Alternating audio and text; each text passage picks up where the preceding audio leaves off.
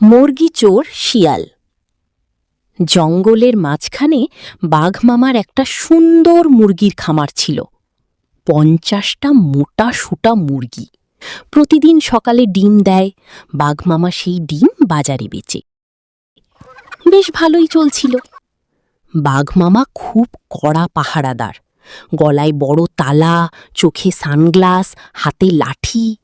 জঙ্গলের সব প্রাণী ভয়ে দূরে থাকে, শুধু একজন ছাড়া।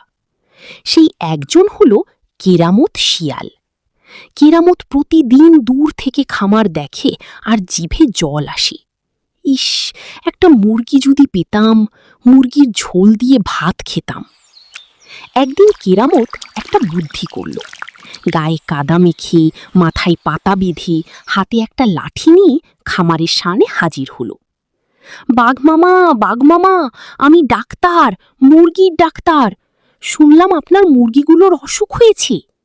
বাঘমামা দরজা খুলে বলল, কি বলল অসুখ? আমার মুরগি তো ভালোই আছে। কেরামত গম্ভীর মুখে বলল, তাই?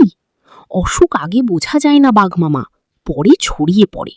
একটু দেখি। বাঘমামা ঘাবড়ে গেল। চলো শিয়াল, আমার মুরগির খামারে তোমাকে স্বাগতম। ভেতরে ঢুকতে দিল কেরামতকে।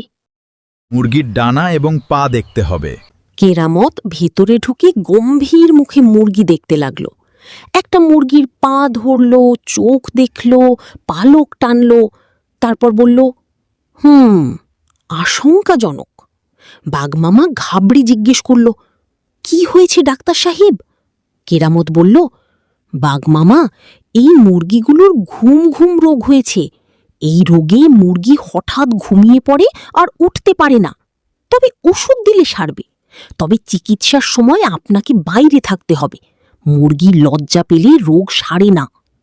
বাঘমামা সঙ্গে সঙ্গে বাইরে চলে গেল। কেরামত ভেতরে এক লাফে সবচেয়ে মোটা মুরগিটা ধরল, থলেতে ভরল। আরেকটা, 3টে হয়ে গেল। এমন সময় বাইরে থেকে বাঘমামা ডাকল, ডাক্তার সাহেব, আর কতক্ষণ লাগবে? কেরামত গলা মোটা করে বলল, আর মাত্র 2 মিনিট। মুরগি ওষুধ খাচ্ছে। হো হো হো। তারপর থলে কাঁধে নিয়ে পিছনের বেড়া টপকে দৌড় দিল।